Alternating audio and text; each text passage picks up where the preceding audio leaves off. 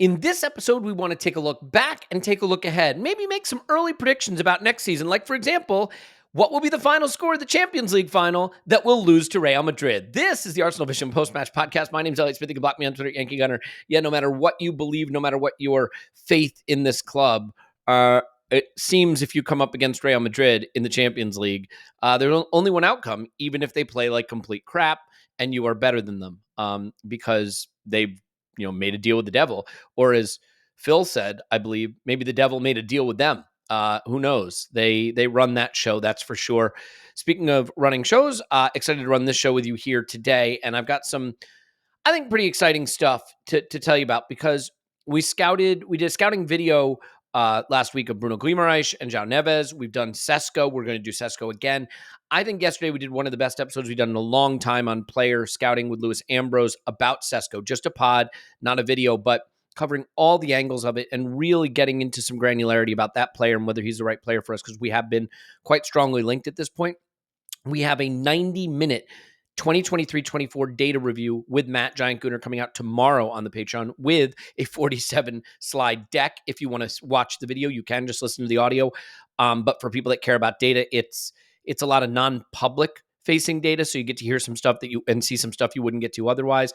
And then we're going to do more scouting videos this week. And I just think it's interesting because with the season over, if you don't mind me saying it, I think we do some of the coolest Patreon stuff we do on that side of the house this time of the year, when we can really stretch our legs and have time to expand and do different things, as opposed to, really being trapped by the schedule of all the fixtures.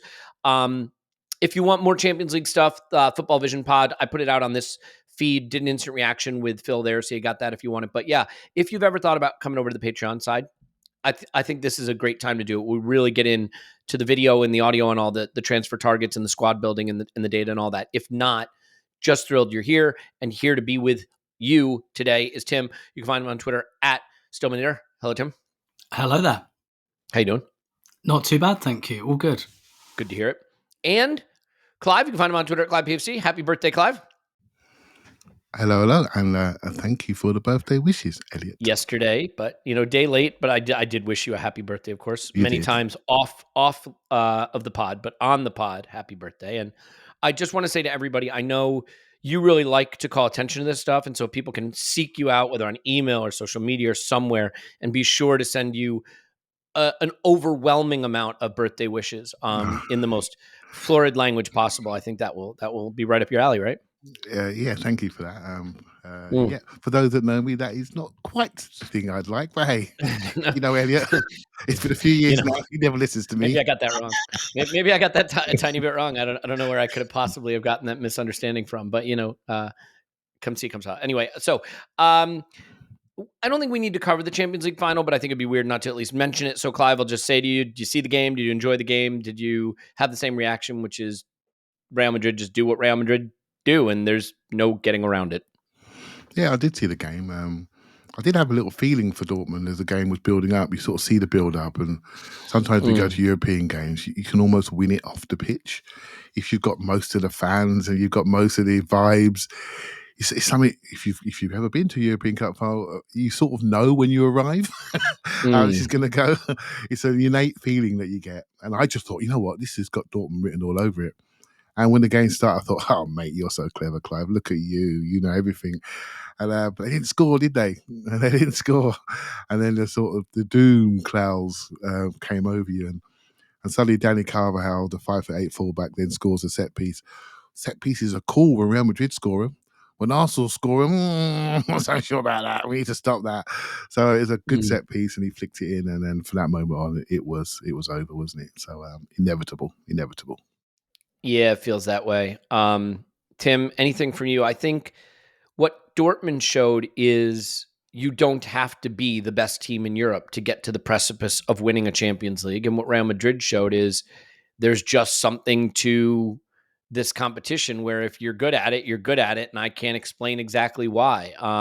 You could say, well, they varianced it. They lucked it. They did a bit, but they just keep doing that. And after a while, you stop being able to explain it with luck. So I don't have a good, reasonable explanation other than Madrid are the more talented team, and the more talented team tends to come out on top in one-off games. But They certainly rode their luck, as they seem to do in these situations.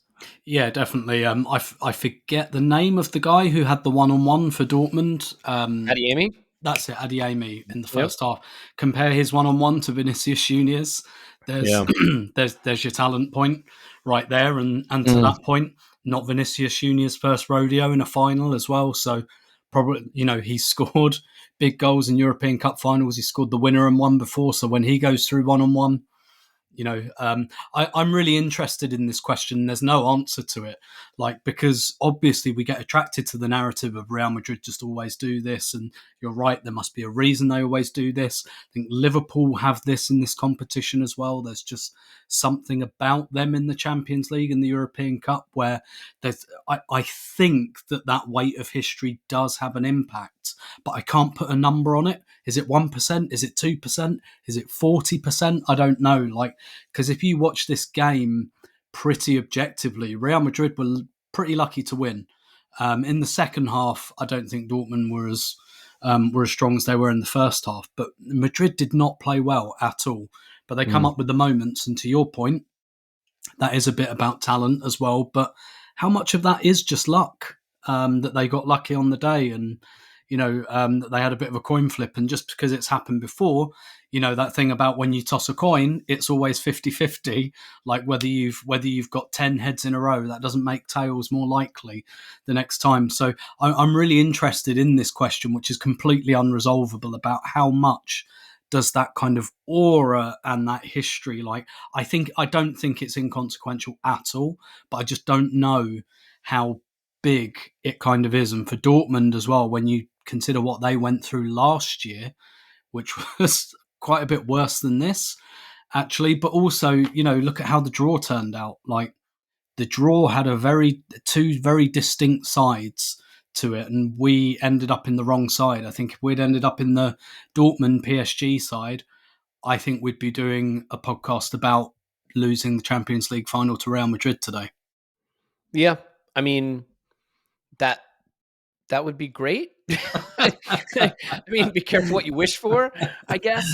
It is interesting. I said to Lewis, because Lewis is a Dortmund supporter and a big Arsenal supporter, and I was like, you were a Heung-min Son 1v1 against the keeper, and an Adeyemi 1v1 against the keeper, from being Premier League champions with one team and Champions League winners with the other, and to not have either of those go your way, man, it's a tough way for the season to end, but that's what football will do to you.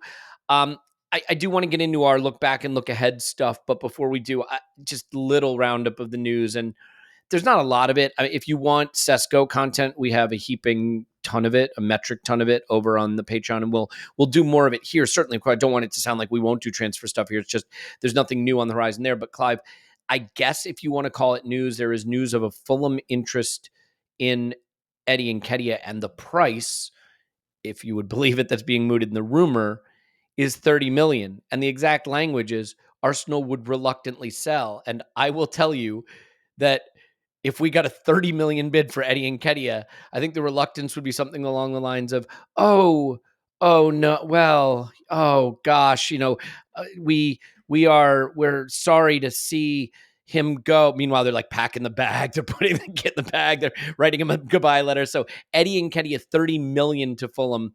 The breaking news of the moment. What's your reaction to that, Clive? And is that just pure silly season in your mind? Well, the Arsenal world is coming back from holiday now, so but the players' agents who've probably been told in their exit interviews they need to look for a club have been working furiously, and so you'll start to see things happen now. Obviously, you won't see much movement until the end of the month, like actual movement. We might see some announcements coming before the Euros, in the last 2 weeks for the Euros. So I know I wasn't sure. I haven't seen the Eddie link, Elliot, so you've done me there, but I did see the Smith Rowe links to Fulham, and so it's around. I'm not sure if it's a similar number, but yeah, the Eddie links are out there now. I mean, right, okay. Look, Sun Sport have reported it, so yeah. take that. It's all good. I mean, yeah. I know he has got Palace, Fulham, Ipswich are involved in both those players, Smith Rowe and Eddie, and you can almost name those sort of mid to bottom half teams that are looking for a little bit more certainty in those top areas of the pitch. And Fulham, for example, Willian is potentially on his way, I believe, and so Smith Rowe would be a nice slot for that. that sort of righty coming off the left, and that could help reignite his career. So I think it's really good news. I think one of the big things for me is that the layer below the team, we've looked at them and said they need to be trusted. They need to be trusted more and used more. I have a different opinion. I think these players need to be far more hungry and far more, I'm going to take this slot. They have the problem, not the management. The management will always play the players that are playing well. Trust me, their job's on the line, right? So I think the players below the layer, I think, have lost a little bit of hope and hunger, that they just can't quite break through. And so when they come on, we don't see the depth of squad. So you can decide who you want to blame for that. But I heard Freddie Lundberg say something the other day, and I'm doing a little bit of decompressing, and he just said one line that brought me back in. Right? He sort of said, for Arsenal to win, we need to kick the door down and win. And my eyes went straight to our bench. I said to myself, which one of them are kicking the door down? Right? And I couldn't see that many. And I thought to myself, okay, that's where our purchases need to be. And a group of players that actually want to kick that door down to get into the team that will then lift us to go and win. And that is the next phase. For this team to win, we've literally got to say, no, we're not accepting that you're Real Madrid, psychological hold, Barcelona, psychological hold, Bayern Munich, psychological hold, the All Blacks, psychological hold in rugby. We're not accepting it.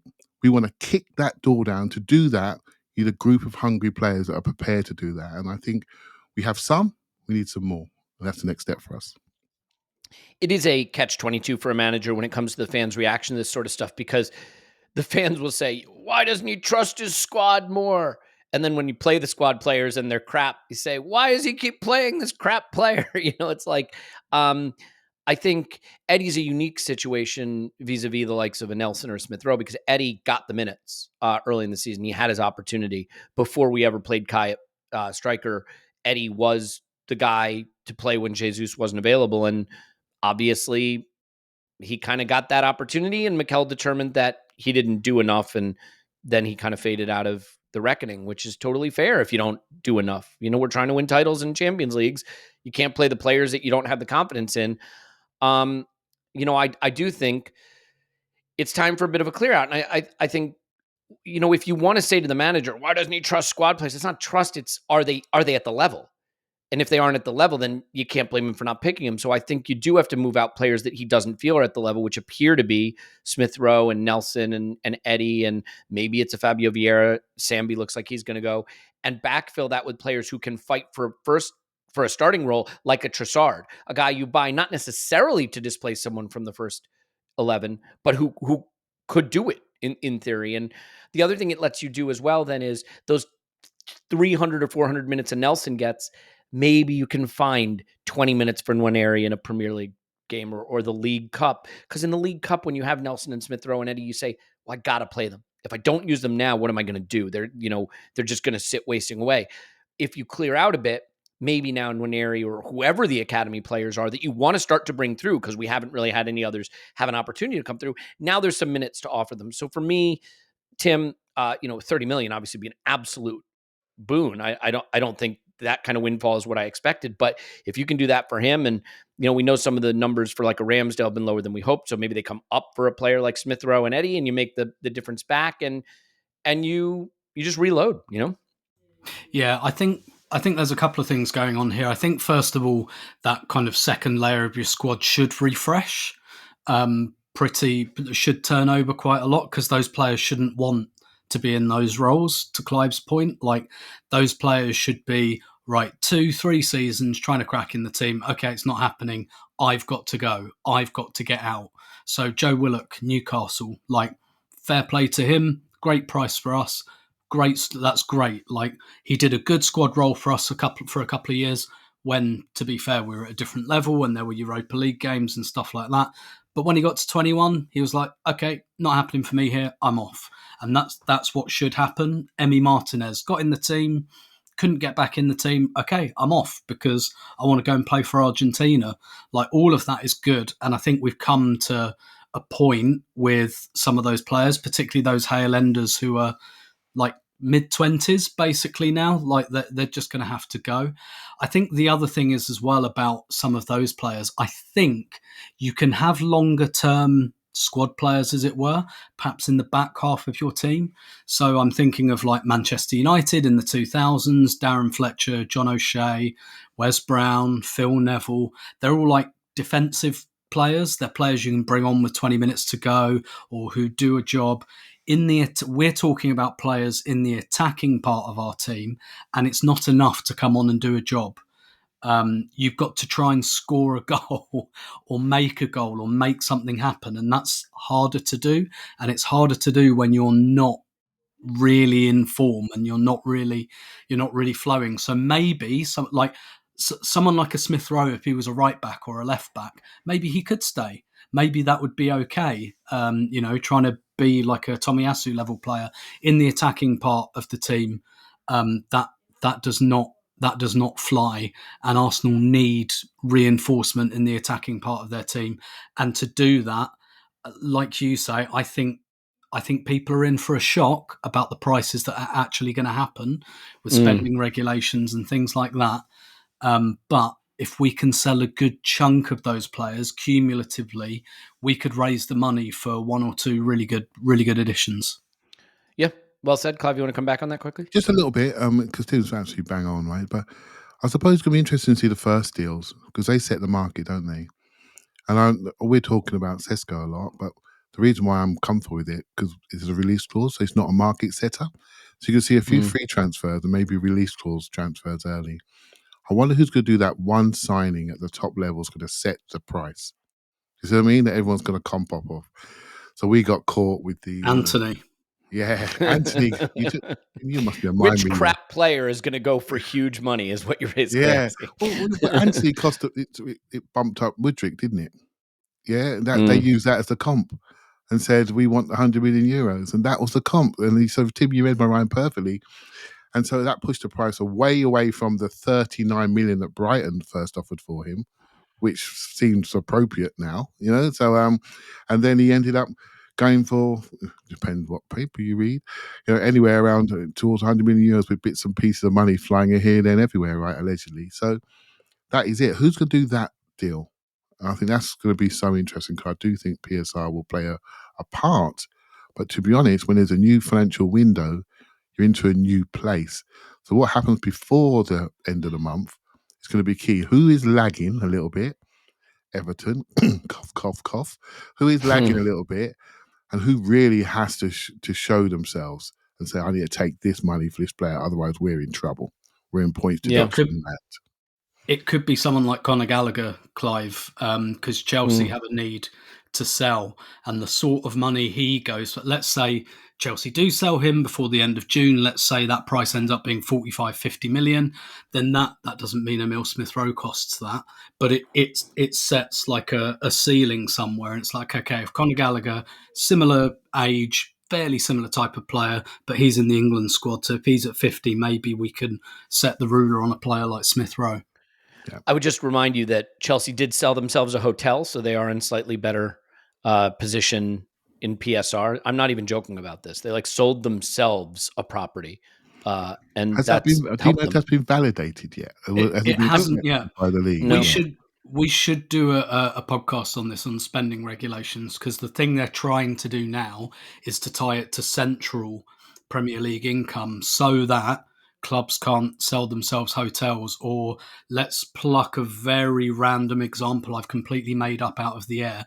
Maybe if you're a club who is owned by a certain country who has an airline and they sponsor your club for way over market price. The low price of fair value is the word. Fair value is the words you're searching for, Tim. Fair value.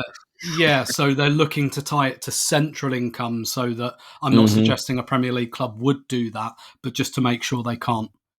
Yeah, fair enough. So there's only one other headline I want to cover before we get into the retrospective portion of the podcast and futurespective. Is there a word for that? I doubt it.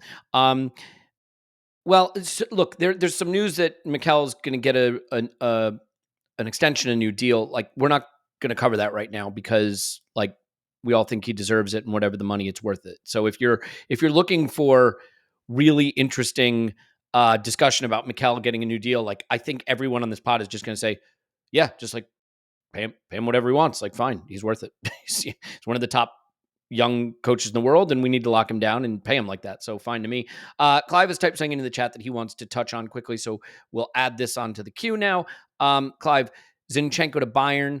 I think there's also Kiwior to Milan, and I think this is an interesting one because I would do either of those deals. I'd sell Zinchenko to Bayern and I'd sell Kiwior to Milan, but I don't know that I'd do both, if you catch my drift.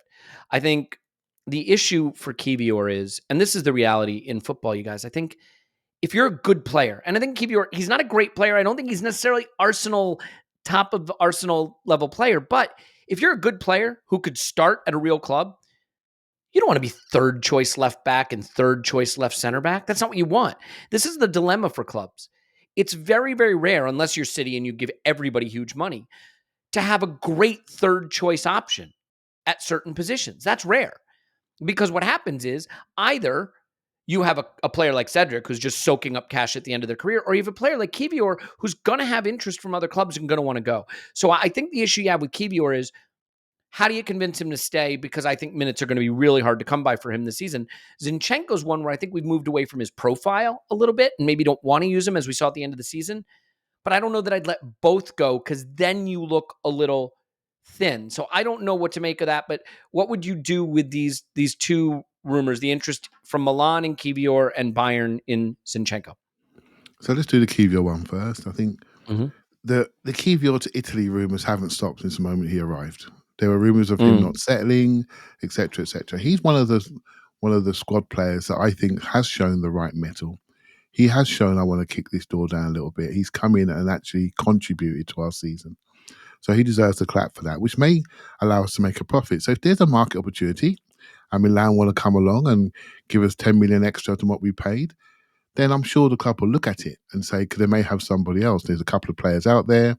There's a kid at Barcelona, I forgot his name, and also there's Jarell Hato out there, and they're looking at left-footed, stronger defenders, right? So if there's an opportunity there to turn something around, to maybe give someone who may not have settled an opportunity to go and play more regularly, then fair play. But any one of these top teams now, you're not going to pay regular all the time, for somebody that's not super world class, because the amount of games that are coming with the Champions League, etc., is just too much, right? So, and then you have the Zinchenko ones, and this one I think is a little bit more real, because the manager's changed, and we know who the manager is, and he knows this player. And if you want to buy a player to implement a style, a bit more of a 3-box-3 style, Vince Kompany is a disciple of you-know-who. You can see that Zinchenko absolutely provides that identity, and that's what we did, didn't he? When he arrived, we changed. We changed how we played. We controlled the game a different way. So that, there are rumours and there are rumours, but that one sort of adds up. Do you know what I mean? Due to relationships, due to what he wants to do and how he needs to impress upon Bayern people, there's going to be a different way of playing. That one really feels like it's got legs to me. So I believe that one more than I believe the Kiwior one, which has been going on for a year now almost since the moment he arrived. But so that's where my feelings are on that one, Elliot. What about you, Tim?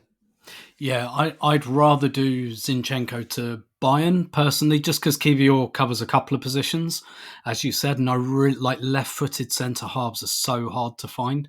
Kiwior's been unfortunate, and we've been fortunate so far that we've had no reason to put him at left centre back because Gabriel hasn't been injured, but that is going to happen one day, or we're going to have to accept that we can't play him for every single minute of every season.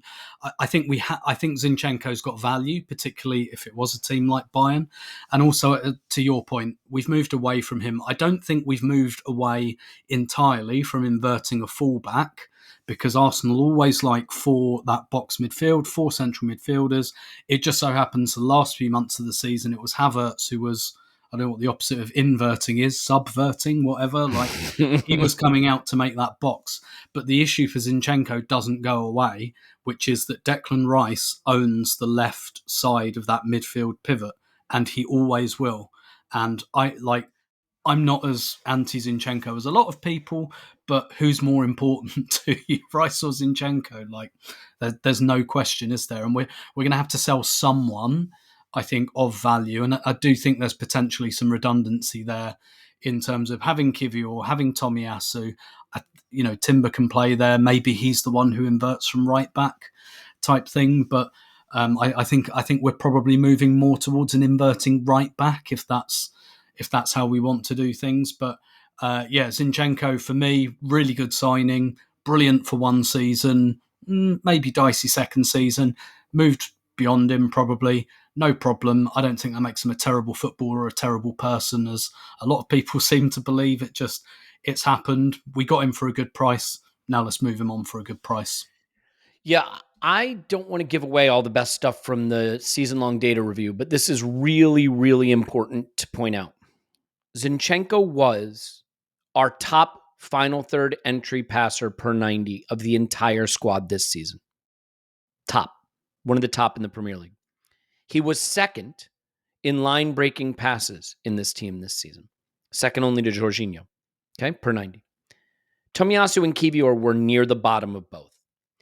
I am not saying that is the job of the left back, but I am saying when you have such a massive delta between what one player does at a position and what those other players do at the position, you better find a way to replace it.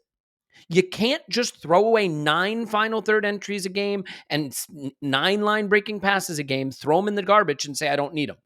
Now, you could say, well, when we move to this midfield trio, that comes from other players and they take that responsibility and the left back does other things. And I totally think that's fair. But I think you can see in the data just how different those profiles were. My hope is that Timber, if he makes the left back position his, can defend a little more like a Tommy, but pass not like Zinchenko. I don't think that's necessarily what we want that position to do, but give some of that. Because I really think even if you're out on Zinchenko, and admittedly, I think I'm now out on Zinchenko. I see the transformation we're making, but I think you have to at least be honest about what the player did poorly, but also what the player did well. And Clive, like, when you've got a guy who's one of the top line-breaking passers and progressive passers and final third entry passers in the entire league, let alone in your team, and you remove him, you can't remove him and not have alternative ways to progress the ball. And whatever you think of Tommy and Kiwior, and I rate Tommy, Kiwior, I'm a bit lower than some, they didn't do any of that stuff. So that stuff has to come from somewhere else. Yeah, so, and you've sort of nailed it, Elliot, really, and Tim did a little bit earlier on. He's nailed it because Jorginho is the guy that takes that job. So when Zinchenko came out, Jorginho came in. And he's the one that progresses the ball. And that's it. And the other guys did a slightly cradling job, a different job on the outside. And that's the way we played. So we changed the way we played. We evolved it. And so when we used Zinchenko in there, he was basically playing in midfield. And we had 3 defenders. So he's going to have those passes because that's the style we chose.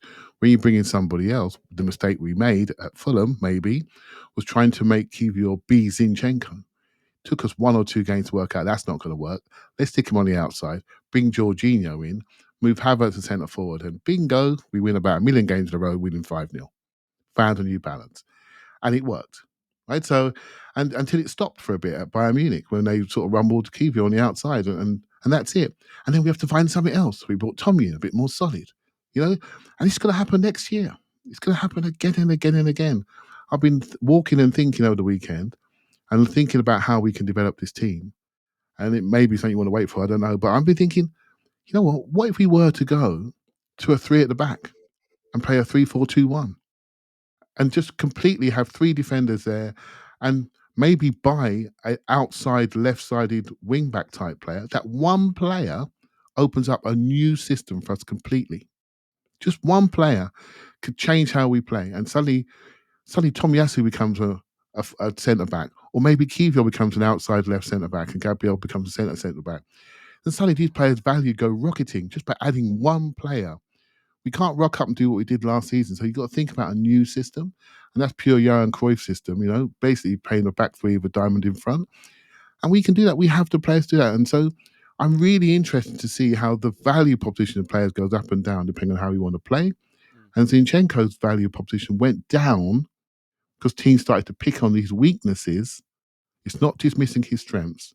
By the way, if he stays, I'm not crying myself to sleep about it because the boy can play. Do you know what I mean? But it just means we have to go another way, that's all.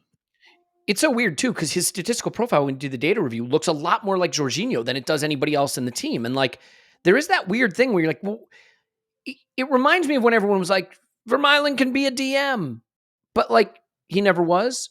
It seems so clear to me that Zinchenko can be an option as a midfielder, but Mikel doesn't think so. Mikel tends to be right. So, I mean, it is one of those things. I think he might move. Tim, Saliba's been blocked from going to the Olympics. Your thoughts?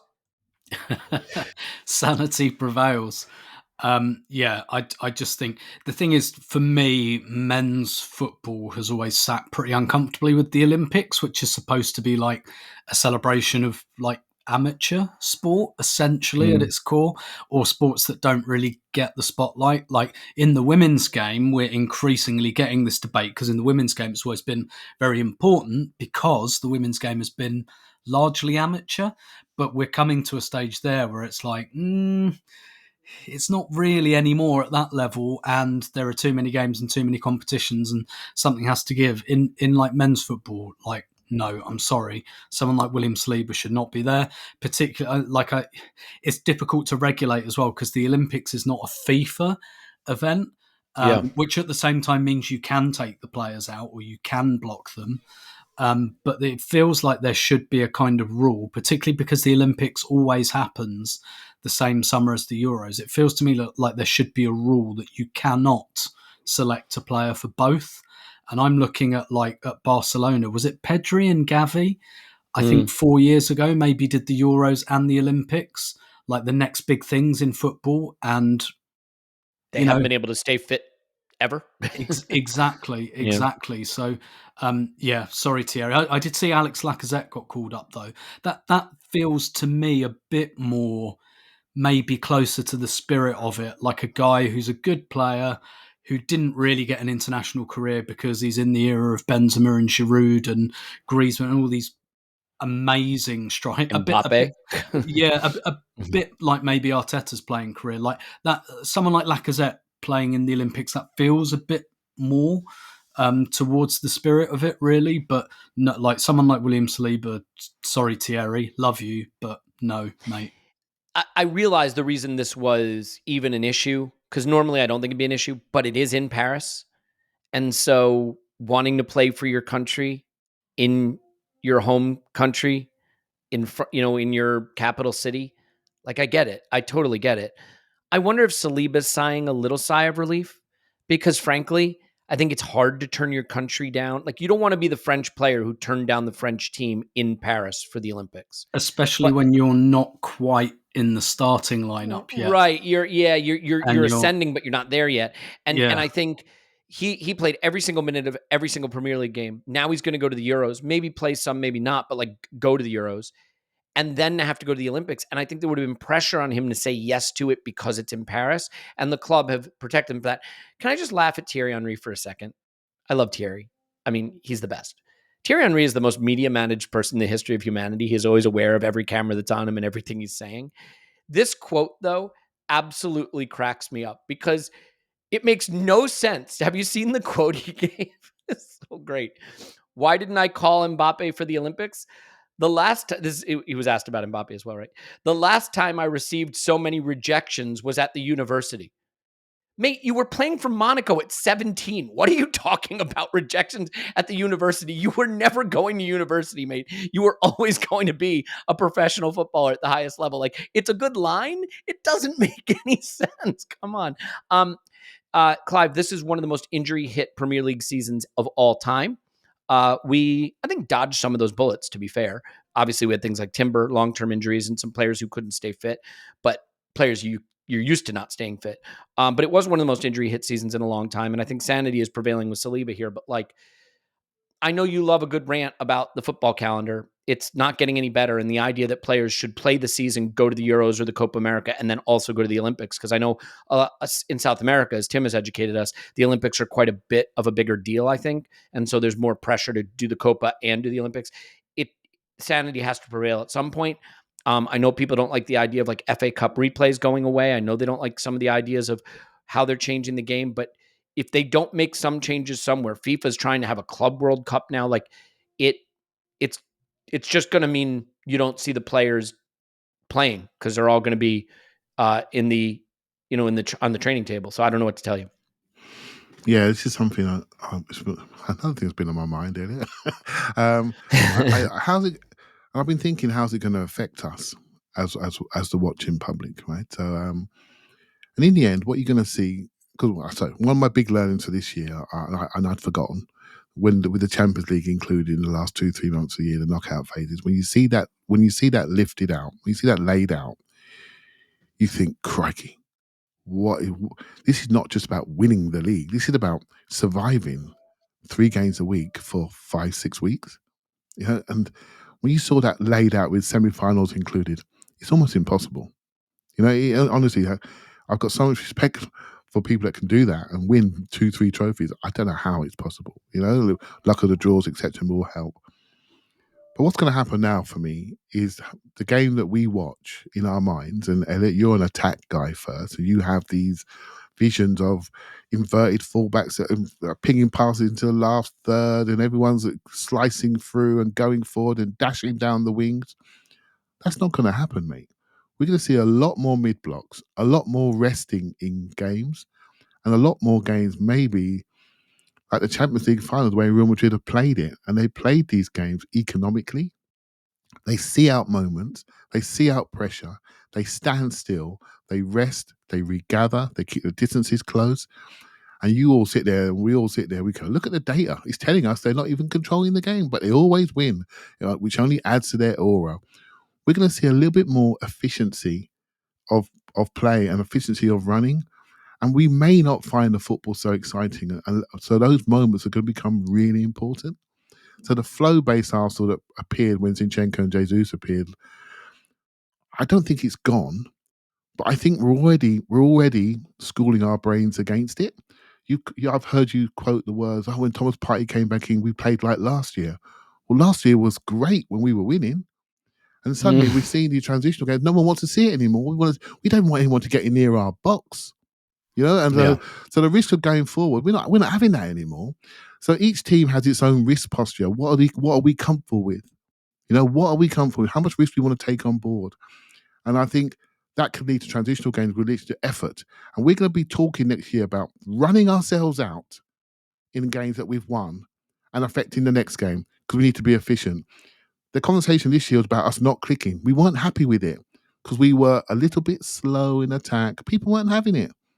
So it's going to be a real bit of fan education next year and potentially about what we're going to see. As me projecting forward, tactics now for me are going to be based on your efficiency and your ability to run and saving your legs because no one's reducing the calendar. Yeah, I think that's well said and a good place to tie off on that. I want to do what we got right in our season predictions, what we got wrong, and take just a little bit too early look at what we might be thinking for the upcoming season with our remaining time. But if we're going to switch gears, then it is the easiest time for me to help you switch the products with which you shave your privates. I mean, I look at it this way. Father's Day in the United States, at least anyway, is around the corner. And like, if thinking about Father's Day and gifts for your dad doesn't get you thinking about how your dad shaves his privates, then do you even care about dad at all? I mean, it's where we came from. That's just the reality. It's a disgusting reality, but it is the reality. There's a lot of really gross copy here that I'm not going to read, but I think it's important to know that Manscaped has branched out a little bit. They now have a beard trimmer, called the Beard Hedger Pro. They have a face shaver called the Handyman. I love those products. I think they are great to travel with. They are so compact. The battery life on Manscaped products just lasts so long. They use USB Type-C chargers, so they charge really fast. A quick charge, and you can go for weeks with some of these things. So the Handyman has a foil blade, which I love. The Beard Hedger has different attachments, so you can do basically the whole thing with one attachment, and that Beard Hedger kit comes with shampoo, conditioner, oil, balm, all the stuff for the beard that you need, a brush, a comb, scissors. Like, it's a full beard hedging kit, right? So really high-end stuff. Obviously, the Performance Package 5.0 is still there. You've got awesome underwear in there. There's the Signature Lawnmower 5.0, which now has the foil blades. You can go completely smooth. We laugh about talking about shaving your privates, as we should, because it's absolutely ridiculous. But it's like almost all of us do, and we use whatever's been sitting in the shower for 9 years. Don't do that. Do this. Get the Manscaped products. You can get 20% off. That's big savings. And free shipping. Also big savings when you use code ArsenalVision at manscaped.com. 20% off free shipping with code ArsenalVision at manscaped.com. Never forget where you came from, if you know what I mean. Happy Father's Day for Manscaped. Yuck.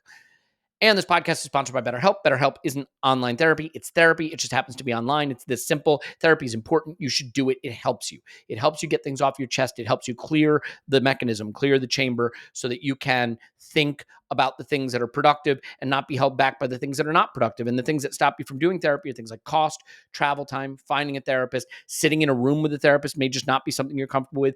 Now you can do it camera on, camera off. You can do it on your timing. You can find someone that matches with you. You don't need the extra time in your day to drive to an office and drive back, and you can do it more affordably. So it really just makes a lot of sense. Take a moment to get it off your chest with BetterHelp. Visit BetterHelp.com/vision today to get 10% off your first month. That's BetterHelp, HELP.com/vision. Do it now, Clive. Is that enough of that? Indeed. Nailed it. Okay. Predictions. Let's revisit last season's predictions. The first thing I want to do, Tim, is just make the comment that looking at what we predicted in terms of points, goals scored, and goals allowed, let's pat ourselves on the back here a bit.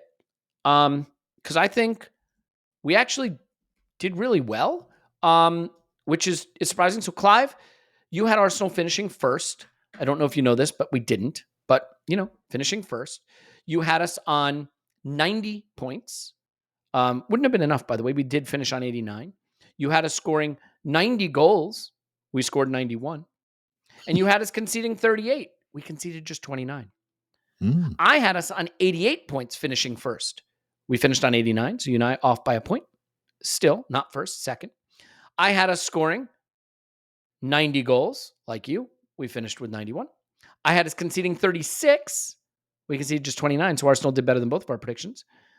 And Tim, negative Nelly, had us finishing second on 86 points, so he outdid him. 88 goals scored and 38 goals conceded. Tim, I'll start with you. How you evaluate a season is in part what you expect from the season. We all expected us to be really good, first or second, to score around 90 goals, to concede in the mid-ish 30s. We conceded as many or more goals than we predicted. We conceded fewer than we predicted, and we finished right around on a points basis where we thought, in fact, slightly better than you and I had thought, just 1 point worse than Clive. It didn't result in what we wanted, but what, if anything, do you take away from being so spot on in some ways with these predictions, and how that measures against your reaction to the season having experienced it? Yeah, I think probably what that says is that we all expected Arsenal to be as good or to improve. And we all saw some of the kinks in the team, some of the wrinkles that became apparent at the end of last season. And we were confident that the manager would fix them. That's what that says to me. We were confident that we'd do good things in the summer transfer window.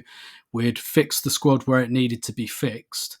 But we didn't necessarily know exactly how that was going to happen. So we all expected Arsenal to be really good in attack again. And by the way, I reckon when we were predicting the goals, most of us were thinking Martinelli will get 15 to 20, Jesus will get 15 to 20, and neither of those happened. It was Trossard and Havertz who really kind of made up those totals. But in terms of the goals conceded, I think probably what we didn't see coming was the how.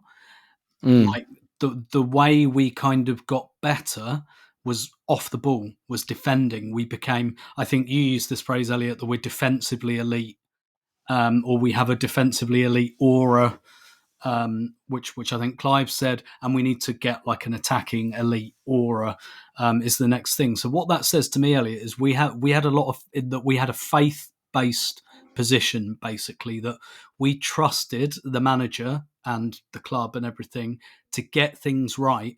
We just didn't see how they were going to do it, and how they were going to do it was making us elite defensively. And I'll point out again, not to preempt your data review, but Arsenal's defensive record this year was the 30th best in Premier League history, which is not bad, but and I nicked this from Michael Cox, Zonal Marking, and the Athletic Tactics Football podcast. If you take goals conceded as a proportion of goals scored overall in the league, and this is one of the highest scoring Premier League seasons ever. Top flight seasons, I think ever. I think you have to go back to like the 1920s when there was no offside and it was 15 aside and all of that. It's the sixth best performance as a proportion of goals scored. So we are defensively elite. We didn't see that coming, but we just had the faith that the manager would do something to kind of keep us and improve us. Yeah, and I got to say, I think it also explains why we experienced the season a bit of the way we did. The data review will show, as you'll see if you watch it, that a rolling 10-game average of expected goals, we were nowhere near title level or even top 4 level on that metric for the first 15-ish games of the season or so. We just weren't. Not even close. And I think if you look at our predictions, all of us predicted us to finish first or second. All of us predicted us to score around 90 goals. We did not look like a team that had that possible outcome in it for the first 15-ish games of the season. And so for me, I was talking about click a lot. There was frustration a lot. And I think it makes sense because how you experience a season is often a reflection of how you expected the season to go. We expected an elite attack. We did not see an elite attack to start the season. We then saw the elite attack we expected to see in the back half of the season, very much so. And we got to ultimately the place we expected to be, roughly first or second, roughly 90-ish points, roughly 90-ish goals. So Clive, I think it's a season that wound up where we expected it to be, but started maybe not as we expected it to start. And that led to maybe a bit of frustration early, a lot of elation late, and ultimately not quite the final joy we hoped for. Yeah, I think we made signings and we had to integrate them. And we lost 2 players, we can now say, to basically season-long injuries, right? Which affected the assimilation of Havertz, in my opinion, and his potential to receive the ball in different spaces with Timber playing behind him, with a bit more comfort with an extra midfielder in there. It took us a while to find the Jorginho click and the Kiwior click, and once we found it, we were fine. And that's fine. You have to remember, I know there were issues with us playing and us developing a off-the-ball emphasis as a priority to our play. There were issues with us adapting to that as fans. But on Christmas Day, we were top of the league. So whatever start we had, Christmas Day, we were top of the league. It was a bit just after Christmas that we dropped the ball, and we went away and we came back and we played Palace and our lives changed. Right, so we have to discover this balance. The only way you discover it is by making slight errors and seeing what things don't work. And in hindsight now once we find the reason why we play Kai at centre forward is we realised when Eddie played at centre forward, it didn't really work for us attacking wise. So when Jesus got injured, we played Kai there and everything worked, and then we built around that. We couldn't quite invert once Zinchenko went out, so we found another way. And Jorginho came in. I just think that the biggest crime, in football, and the thing that you should worry about the most, is when you turn around to your bench and you don't see the options. And that's what we have. We have the ability to create a new way of playing because our players give us multiple options. So when you're looking to build, how many new options can I add into the team that allows us to play even more ways? Because everyone in the world has been watching Arsenal and they now want to stop the way we played. We should did at the start of last year. They doubled up on our wide men. They kicked them to death. The referee let them have the fouls. They took 5 minutes to get off the floor. And while we were doing that, we weren't getting our flow, weren't getting our click. We weren't running teams off the field. We had to find another way. Do you know what I mean? And we have to find another way again this season. So I sometimes jump on you on a bit of these things because I just think, I don't mean to, but I just feel we only know this stuff because we tried the bad stuff. Do you see what I mean? And that needs to be sort of get into people's heads, really. I now know that didn't work because I saw it. Do you know what I mean? Yeah, I think the problem, Clive, and this is not Mikel's fault or the fault of us as analysts or anything like that. It's just what City have done is they've created a dynamic where there's a sensation in the Premier League. Like you just can't drop points. And so you feel more frustrated by the learning process, right? If this was 15 years ago, the points we were accumulating to start the season and the learning journey we were on to start the season would have felt okay. But in a paradigm where any drop points feels like the season's gone, I worry as fans we will struggle next season. And the reason I say that is the experience of this season will mean in October, when we draw a game we shouldn't have drawn, I think people are going to lose their minds and be like, well, there's the title gone. This is the game we're going to point to where the title's gone because of what we just experienced this season, right? And that is really difficult. And I think we're going to have to hold our nerve and accept that points will be dropped next season. And I've said this before, you guys. If I could get 89 points again next season, I'd take it. If I get 89 points and plus 61 goal difference, I'd take it.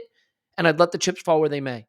Because I think the presumption that you're going to win more than 28 games in a 38-game season is selfish. No club is entitled to win 29, 30 games of a 38-game season. What we accomplish is incredible. I'd take it again, and I'd just have that be the bar. I'd take it 10 seasons in a row. Yeah, I think not you'd least. win. I Go ahead, think Tim. Grace Robertson did some good data on this about how this year City really overperformed their metrics for and unfortunately she put a load of stuff on them. It's like, don't look at this, Arsenal fans, because you'll hate it. But like, they really overperformed a lot of their key metrics this season, which they don't usually do. So to your point, like this year, I mean, it sounds absurd to say you're lucky to get 91 points, but they were lucky to get, not that they were lucky to like get No, I loads know of what you mean. points, but they were lucky to get 91. That's not where they were tracking. Whereas we tracked roughly, I think, to where we should have been. And so, you know, to your point, if this happened, if we both perform the same next season, it might do it, because City are due that season they had when Liverpool won it, albeit, look, Liverpool won 26 their first 27 games, but City fell off a little bit. And the thing we've got to say to ourselves as well is we are at the level now where City can't fall off. They can't. Like, because if we do 89 points again, if they slightly wobble, or if they have like a little bit of, we're integrating this player or that player, they didn't have a great transfer window last summer either. Like Kovacic, not much. Nunez, rubbish. Like Grealish is sitting on the bench. Like, unfortunately, they can do that. They can buy Calvin Phillips for 50 million and forget all about it.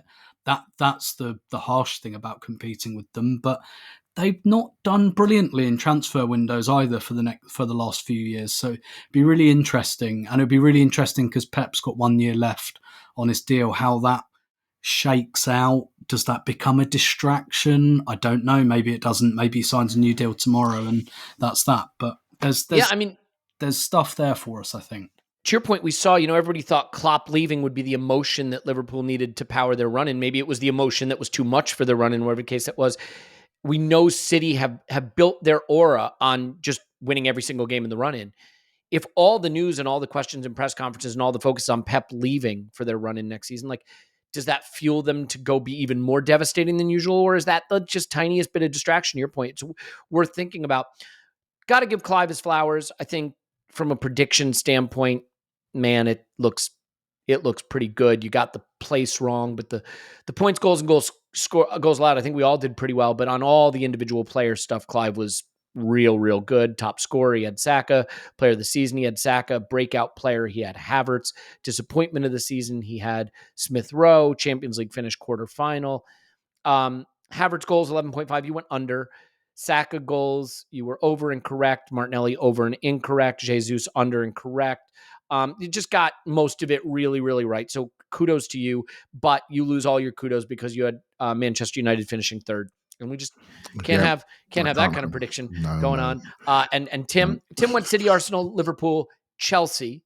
So was looking good until he did that. Although to be fair on underlying metrics, that's roughly where maybe they should have. As I mentioned, Clive had Arsenal, City, United, Liverpool.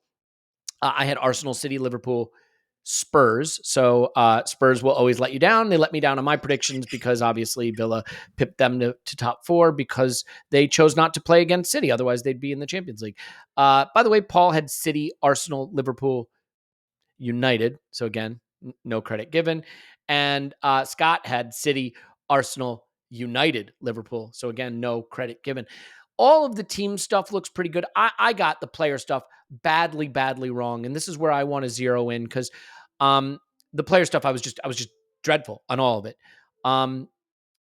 And I think the thing that for me, I want to highlight from my own predictions quickly is just I had our breakout player of the season, top scorer, and player of the season as Gabriel Jesus. I really believed what we saw at the start of not this past season, but the one before was a special player who could do special things for us. And that he came back a little too soon from a knee injury, but even people forget, he looked okay when he came back from the knee injury post World Cup. Not his effervescent self, but pretty decent. And it just never happened for him. He was injured at the start of the season. He had fluid on the knee, apparently, never got it cleared out. And the season never happened for him. It was Eddie Nketiah at striker for portions, and then Kai made the position his. And that was that for Jesus. And I think it really becomes the fulcrum of some decision-making we have to make. And Tim, I'd love to just get your thoughts on that. I had Jesus scoring over 16.5 goals. He had 4 Premier League goals. Not great. You were under, of course. No one but me was as high on Jesus as I was. And I was really just maybe more out of hope than expectation, believing that the Jesus of the first half of the 2022-23 season would be back. I don't think people have clocked how big it is to have a player that transformative and impactful. Think back to 22-23. Think back to who he was for us to start that season. Changed our world. We've all said it. To not just have him not be at that level, but essentially lose him as an impact player. That's a massive removal of a key piece, a guy we brought in from City to be the key guy at the key position and just don't have him. How big is that? Can we overcome his absence again? Do we need to strengthen there? Can we rely on him getting fit this summer? He's not going to the Copa America. Like, what do you think about that player? Because I think we have all kind of collectively ignored the fact that he was the guy that kickstarted Arsenal from being hoping for top 4 to hoping for titles, and he's just vanished. Yeah. It's but what's really interesting is at the beginning of the season, like there's just something about his record in the Champions League where, like historically, he is always below XG in the Premier League, but in the Champions League, he's above it. And he had some great Champions League performances. I thought that first home game against PSV, he really popped.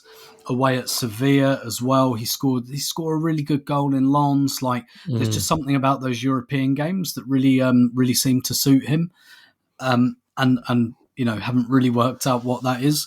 I think what's interesting to me is the Sesko links suggest to me, and like I believe those. I think a few years of kind of investing in transfer rumours and stuff, I think you start to see the ones where there's something behind, whether they happen or not. And the Sesko links to me say that Arteta has seen Havertz up front, and that's what he wants. He wants the big guy up front who can perhaps, from the very limited I understand, like has got a bit of a dribble on him as well. So maybe he wants that kind of Havertz Jesus hybrid almost, and that has kind of transformed the way he sees this team in terms of the attack. Because Jesus, I've said this before, I think he's a really good target man. He's really good. Like, again, go back and look at a fairly recent goal away at Wolves, Trossard. It's Jesus who makes it by doing like Andy Carroll stuff. And he's really good at it. But obviously he's not like a natural at it, and he doesn't really have the build for it. And it just suggests to me that that's kind of what Arteta wants now. And so I don't believe for 1 second that James is just making it up. James McNicholas, that is, our good friend. I don't believe for 1 second he's just making it up in terms of Arsenal would be open to offers. That doesn't mean it's definitely going to happen, or that they're putting him in the kind of garage sale or anything like that. But that seems to have some foundation, and the fact that we were all wondering what type of forward are we going to get this summer, and it looks like the centre forward. It looks like that's really what Arteta wants as the big priority, and that, to me, probably puts the writing on the wall for Gabriel Jesus. Yeah, and by the way, like I adore the player that he was at the start of the 22-23 season. I don't think you can have a player of that impact taken out of your team, not replace him, wait for him and hope for him to come back and think you can just stay at the level. Had we had that player this past season, plus Kai Havertz, now you're cooking with gas, but that player just may not be there anymore. And so you have to make hard decisions. Clive, I look at some of the other predictions. Tim had Martinelli as top scorer and Vieira as breakout player. Not to pick on you, Tim. Two really interesting things, though, because I would say for next season, a key way we can improve is Martinelli can get back to what we know Martinelli can be. And Fabio Vieira can potentially make some impact in a position that really, really is an area for upgrade. Both who plays if Odegaard doesn't, and who plays left 8 when we want a little more offensive attacking devastation. Because whatever you think of Vieira, the guy can score from outside the box. He's got the technique around the box and in the final third. So those two players. Would you have Martinelli as an obvious and Vieira as a sneaky pick of players that if they can break out again in the next season, that moves the needle for us? Yeah, I think Martinelli more so because I understand him more. And I have a very simple method, right, when I'm assessing players for the future. Once I see the level, I can say, you know what, you can do something. So Havertz, I saw the Community Shield edit. You know what I was like after that game? I couldn't stop talking about him, right? And I was convinced, right? So it took a while to get there, but we got there, right? So I've seen Vieira be the best player on the pitch a couple of times with my own eyes. I've seen it. And I've seen other times when you're wondering if he's a ball boy. Do you know what I mean? And so, but how can we extract that? And is that a sure thing? And what is the role going to be? There's a lot of questions there.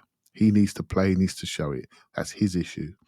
Martinelli now, for me, that's just a little tweaking coaching and maybe something that we saw this year that I didn't expect was maybe a drop in confidence. And confidence affecting his mechanics, affecting how he approaches his shooting, his shots. Because again, we have seen it. I had a little look back this week to remind myself of him. Left foot, right foot. Remember the diving headed goal against Notts Forest in the box? Bang! Diving headed, bang! Just flew off the thing, arriving into those centre forward spots. What do we need now? Exactly that. Flying off the wing, arriving in those areas at full speed and banging the ball. How has Trossard jumped into our lives, into our hearts? What's he do? Arrive into that position of maximum opportunity, bang, left foot, right foot, goal. Mate, Martinelli can do all that. Where's it gone? Don't tell me he's coaching because the other guy's doing it. Right? So you've got to now get off your ass and move into those areas to go and affect game because you've got more speed, more power, you're just as two-footed, and so go and deliver. So you got the second contract. So yeah, that'd be my team talk to him. It's all there for him, mate. And he needs to. I hope he brings it because we need that player in our team. I agree. And if you want to crib something from the data review that's encouraging, at least, and surprised me, his shots per 90 and his XG per 90 were essentially the same this season as the season before. So it's all there for the bounce back. Part of the problem for Martinelli is just that he lost his position. He got injured in the Sheffield United game when I thought he was rounding into some decent form, and Trossard took the job, and Trossard rightfully kept the job because Trossard was scoring, it says here, literally every single game he played. So you just can't argue with that. Tim, on the Vieira thing, because I think Smith Rowe might go. I think Eddie will probably go. I think Nelson will probably go. There was a guy who does some rumors and breaks some news on Arsenal. I want to say on Twitter, and the name is escaping me, so I sincerely apologize. But he basically said Vieira is known by the players as Mikel's teacher's pet. That's his nickname, Mikel's pet. Like he's joked around with that way. Now, I don't know if that continues to be the case because the teacher's pet didn't get a lot of minutes, but we scouted this guy when we did a scouting video. If you want to go to Patreon, check it out. You should watch it. I really implore you, watch it. He looked like an absolute worldy waiting to happen. Maybe a little lightweight, but I think people over-index that. City have had players that are lightweight and they devastate the Premier League, no problem. But I think he's a guy that if he can get fit, certainly can play some at left 8 and some at right 8. He has the profile technically to do some things in that position that would be what we're missing. So would you be willing to run it back on Vieira again, or are those stocks too low for you to buy now? if that's what they decide, then, because you're right, he wasn't getting many minutes, any minutes in the last couple of months, and there must have been a reason for that in terms of the training ground. for example, and Smith Rowe's coming on before him in the final game of the season, albeit maybe that's just a little attributes thing that they felt for that particular game. They wanted a goal scorer rather than like a setter of play. But I felt Vieira suffered in his first season because I think one of the attractions of buying him is that he offered cover in a few positions. So it's like he can play off the right, so that's Saka cover. He can play right and left 8, that's Ødegaard and Xhaka cover. But those guys didn't get injured at all. They played every game. And then again this season, Saka and Ødegaard playing basically every game. So I kind of feel like he hadn't had that looking. His chance, though, undoubtedly he's had more of a chance this season with Xhaka going, Havertz moving up front. You know, maybe because Rice is kind of, again, I look at it more as a box really. So it is a deeper lying role, but Rice has license to get forward a little bit. It's not so much the talent of the player, which I don't really doubt. I think it's more about where does his opportunity come, and at some point, players of this age, they just have to play quite regularly or they do stagnate. And he, like Smith Rowe, has stagnated. I think Nketiah has probably stagnated. Like these guys, they've come to an age where they've stagnated. And the question is, has that happened to Vieira yet? But if it hasn't, where are his chances next season? And you're right, like managers will say, well, you've got to give me that problem. I'm not here to carve out minutes for you. You do that by how you perform. But I think this is the difficulty in making young players your squad players sometimes, because I think they do go stale if they don't play enough. And I don't really know, particularly post-operation that he had in the middle of the season, I don't really know where Vieira's level is at. So I feel like I don't have enough information there, but I still think there's a chance for him next season because I think Havertz will play up front plenty. Yeah. And I mean, maybe we go for a Bruno Guimaraes or whatever, but like, so you could have Ødegaard, Bruno, and Rice as a midfield 3, or whoever, other new midfielder, or Jorginho. But I think there are games where you could say, let's boost that final third impact, and Vieira would be the guy to do that. I think his profile more than Smith Rowe fits a midfieldy role, but I don't think Smith Rowe is going to be with Arsenal anymore. So that could be the guy who benefits. Let's do this as we finish up, Clive. Way too early predictions for next season. I think if you had to say right now, top scorer, are you just going back to Bukayo Saka? Yeah, I would do. Because I think he's a guy that's focused a little bit more on scoring. One of our weaknesses for me is not so much creation. I think it's secondary movement around the area. When I look at him, he pops it and he goes. He threatens the back line. I'd like to see a little bit more running through from players to really affect the back line. We're very good. We scored a lot of goals. We're very good. But something that Tim said a while back, and we scored a lot of goals, but there was it 5 games we scored 0 goals, and what did we do away from home in open play? That's the stuff. So that's the stuff stays in my head. So when we're tucked in our box, how can we get out? How can we transition? Offensive transition distances when we're playing a good side and we're seeing them off. What can we do now? Can we go? So when Saka runs out of juice at 70 minutes, we all know no one else can transition on the pitch. We all know when Martinelli's not at his best, there's no one else, right? So we have to have that ability to transition at the pitch to give us hope. So the moment it stops, teams just squeeze onto us. We're talking the best teams here. You learn your lessons against the best. It's Bayern Munich, it's City. It's Liverpool in stages. That's what it's all. Rewatch those games and tell me how you felt in the second half. Just watch them. Then you'll know exactly what we need to buy. Football's really simple. It really is. Watch those games. Forget Villa. Villa lucked it out on us. They lucked out both games. Forget Newcastle, lucked it out. Nothing to see there. We just messed up. We didn't have our focus. Fulham the same. West Ham, they lucked it out in the home game. But Bayern Munich, City, Liverpool, watch those away games, and then you'll work out what we need. Quickly, stay with you, Clive. Just a name and maybe a sentence. The breakout player for next season, the one that you could see really breaking out. Do you have someone who jumps to mind? Top of my head, a bit recency, and because he's new, because I think Havertz is going to be here and he's going to be top. Mm-hmm. Odegaard, Saka, we know the drill now. But there's one player coming into our team, like a new signing, air quotes, and that's Julian Timber. Timber. Yeah, good shout. Timber. Yeah. I mate, we were all there the last game. So when he strolls on that pitch and rolls up those sleeves above his biceps and starts just stepping around people to take the ball off them like he was nicking their sweets out of their pocket, you're thinking, hold on, he's just come back. And he's just bestriding the pitch. He's like, well, I'm here now, lads. Well, give me the ball. I'll get that back for you. It's like, oh my God. Yep. Well, that sort of presence and on a pitch is what you need. I don't care where he's standing, but that transmits to us as watching public. It transmits to his teammates and all.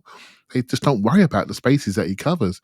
Where we started this podcast about Zinchenko, the feeling in your gut when he's one-on-one tells you, and by the way, same for Kiwior as well on occasions, you're feeling in your gut when he's one-on-one in certain scenarios where you know they're not strong.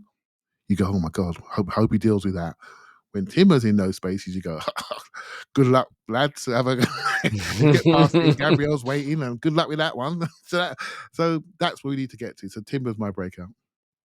Tim, Paul, nope, none of those people. Clive, give me the number points next season. Oh, I'm going to go 90, although I agree with your point earlier. I take 89 right now. Take it every season. Yeah. All right, Tim, quickly. Points, breakout player, top scorer.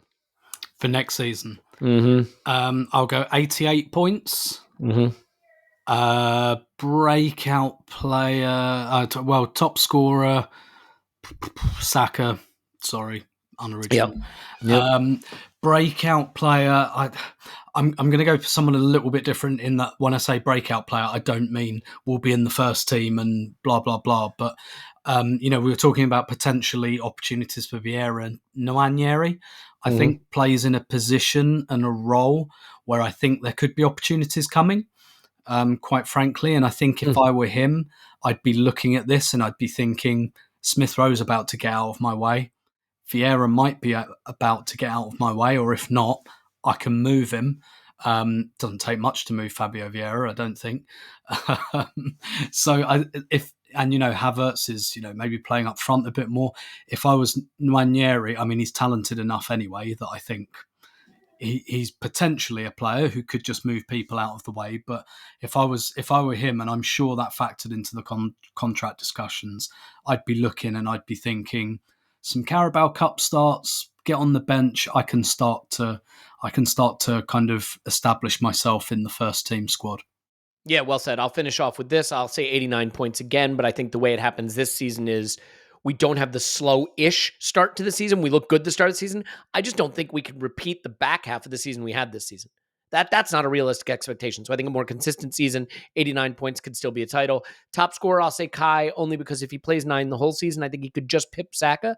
But a whole season of Kai at 9 could mean more goals for the team as a whole, and more assists for Saka, by the way, as he learns to hit that back post in swinger to him.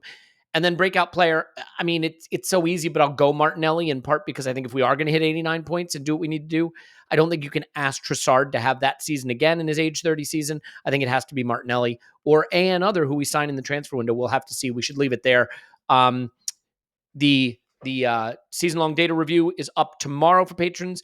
The Sesko pod and scouting video are up. We'll do more transfer window stuff on Patreon this week, and we'll have our main pod back on Thursday. Love you, everybody. Clive's on Twitter, ClivePFC. Thanks, man. Thank you very much. And again, a happy birthday to you. Remember, send him a ton and tons of messages. Tim's on Twitter. Stoneman Air. Thanks, Tim. My pleasure as always. I should point out Clive turned 60 and I turned 40. So the combined age of this podcast is now 165. And I turned 37 in May as well. Again my name's Elliot Smith. You can block me on Twitter. Yankee Gunner. We love you. And we'll talk to you after Arsenal 10. Transfer window. No.